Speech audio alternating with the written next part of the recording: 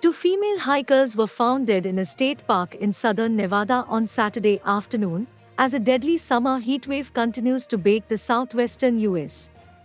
Nevada State Police said they were called to perform a welfare check after a group of hikers reported that the women had failed to return from a hike in the Valley of Fire State Park, about 65 miles north of Las Vegas. Officers arrived at around 2:48 p.m. and requested a search and rescue team from the Las Vegas Metropolitan Police Department. Search teams discovered a woman's body on a trail in the state park and found the second woman deceased in a canyon.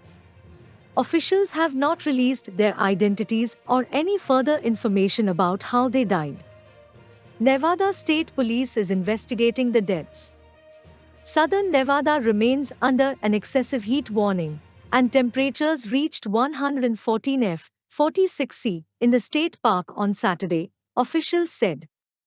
A punishing heatwave caused by the climate crisis is believed to have killed 5 people in national parks since 1 June, more than the usual number of fatalities in a year, according to figures from the National Park Service.